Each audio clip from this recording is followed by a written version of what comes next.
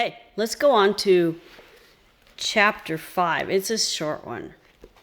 So if you know, I just said I need help. Those are the last 3 words in the 4th chapter. So chapter 5, help. After explaining my first attempt at filling, including the words bow saw, alone, and mountain in one sentence, the doctor described my head needs more examining. You should be admitted overnight for observation. Remember, the bow saw whacked me in the head, just if you don't remember the first part. So he advises I should stay in the hospital. Mother of pearl snaps on his cowboy shirt peek out from the opening of his crisp white lab coat, making him appear a mix between the Marlboro Man and Marcus Welby, M.D.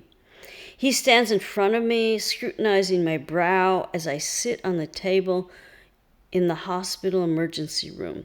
Then he steps back and gives me a long look, ending with the soggy boots on my feet.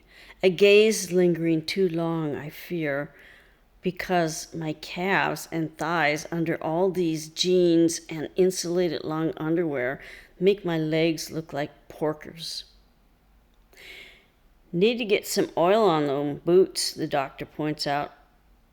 Look like your feet are soaked. They are. With a bandage on my forehead and a headache brewing, cold, clammy feet don't top the list of my priorities. I wonder if the doctor will charge extra for this diagnosis due north of the handiwork beneath my eyes. Concussion might just be behind that cut. You should probably consider staying here at least for the night.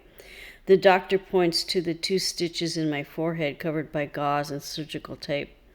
I don't answer him right away as I weigh my options, slight on both accounts. 1, I don't have medical insurance and can't afford an overnight hospital stay. 2, it's a half-hour drive back to the meadow where I parked the gremlin. From there, a 2-mile hike up and over snowy mountainsides. It would be dark before I reached camp.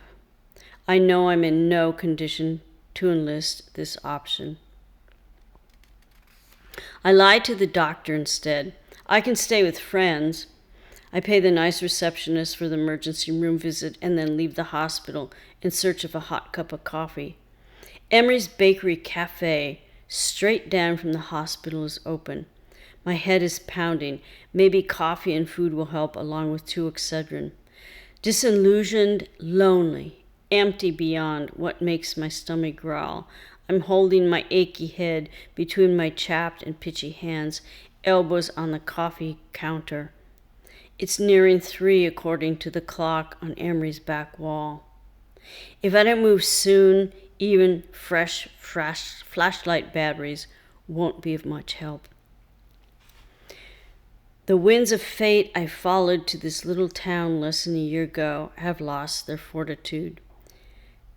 Fatalistic is all I feel now, cold, grubby, and with a headache brewing unlike any migraine I ever knew. Maybe I should have stayed in Minnesota to accept the proposals of nice young men with promising careers and regular country club time teas.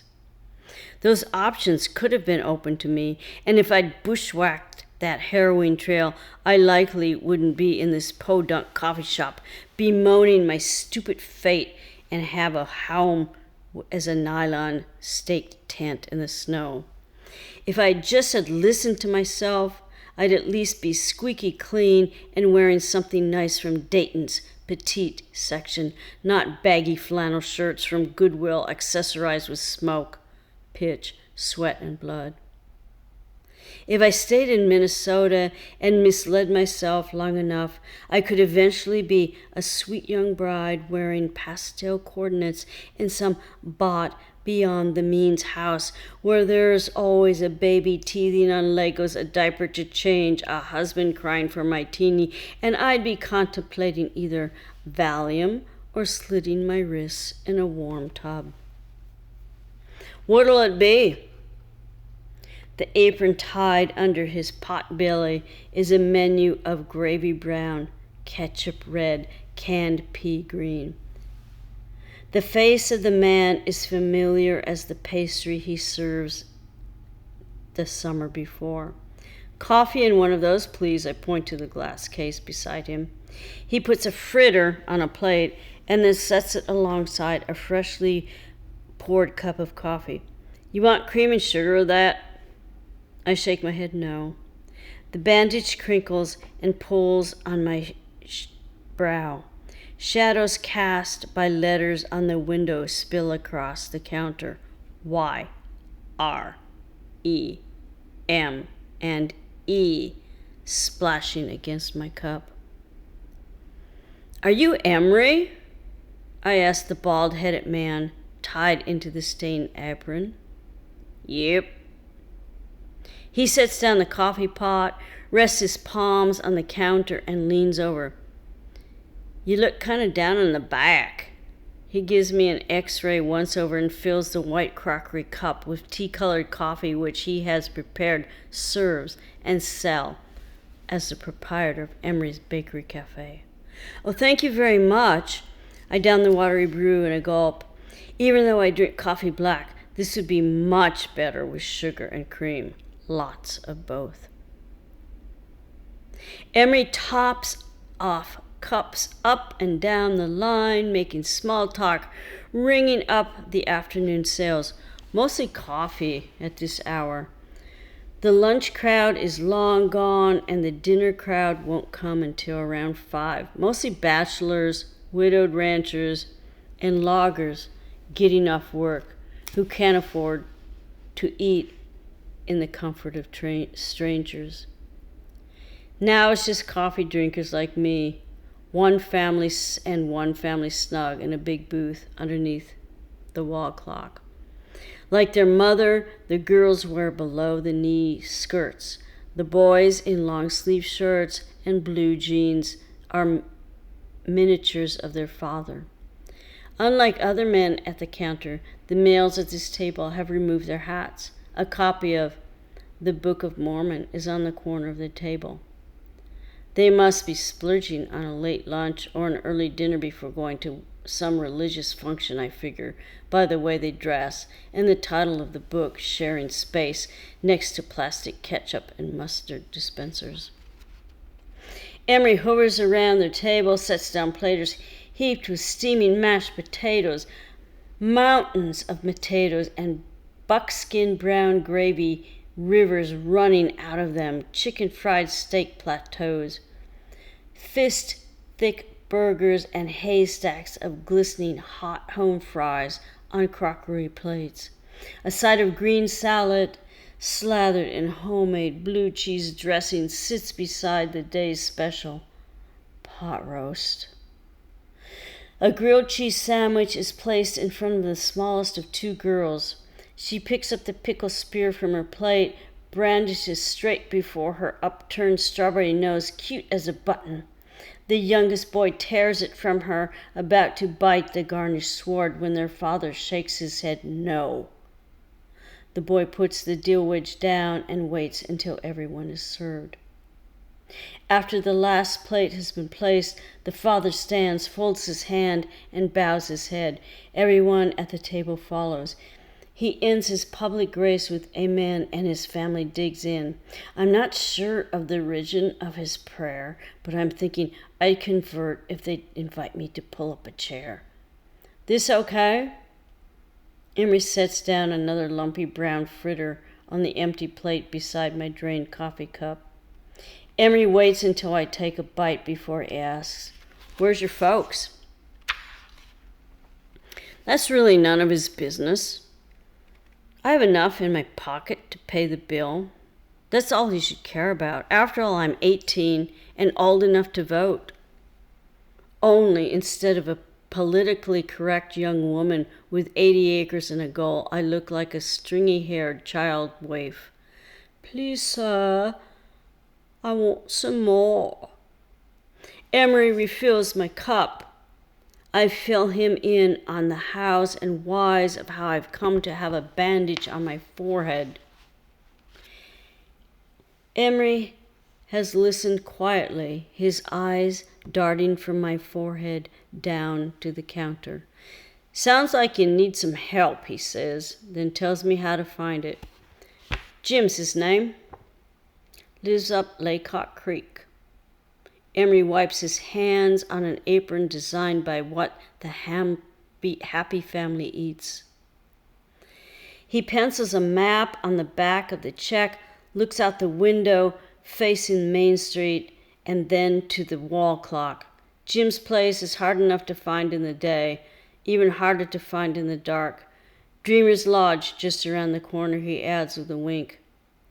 The nice woman with old lady blue hair and a matching poodle curled into a pillow on the reception desk looks as if she doesn't want to give this vagabond a room.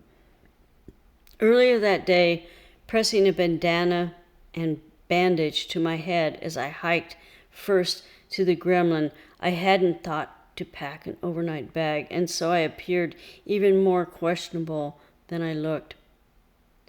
When I use a second sentence that includes Emery said, she hands me a room key along with a smile. Room's $12 a night. Where's your luggage, hon? She doesn't wait for me to elaborate and hands me 3 ones change from a 5 and a 10. I tell her about cutting the tree and the hospital. She turns her back and leaves me with the sleeping poodle. She returns with a new toothbrush, a small bottle of hand lotion, and a comb. There's already shampoo and soap in the bathroom. After a long hot shower, my head still throbs. Still, I feel a whole lot better as I stretch out on clean, warm sheets in the morning. After another hot shower, my head still aches, but I feel fresh and raring to go, even if I have to dress in the same clothes I wore the day before. At least they are dry, and so are my boots still banking the reliable motel baseboard heat. You're looking better than what the cat dragged in yesterday. Emery focuses on the black stitches between my eyes. The bandage came off in the shower. Coffee? Oh, yeah, thanks. Sure, please. I orders Emery's standard, eggs, hash browns, toast. You want bacon, ham, or sausage patty with that links? Oh, no thank you, please. He does not ask wheat, rye, or sourdough. Barely browned potatoes are served with white toast and 2 eggs over easy on a white plate, which I polished clean. I add cream and sugar to my coffee until it is pale as my skin, down it in 2 gulps, and order a fritter to go. Emery bags it and hands it over, and we review the pocket-sized map he drew yesterday. Jim's place is just west of John Day. All right, well, that was chapter 5, and now, when we're ready, we're going to meet probably the most pivotal man I've ever met in my life, Jim. Thank you for listening to my podcast with Babe in the Woods, and we've got a lot more coming to. And remember, when I first talked about it, I had some of these original sketches that I did. And you can find more online at YvonnePepin-Wakefield.com. Always, I have to remind everyone to hydrate with your beverage of choice. Ma salama, habibtis.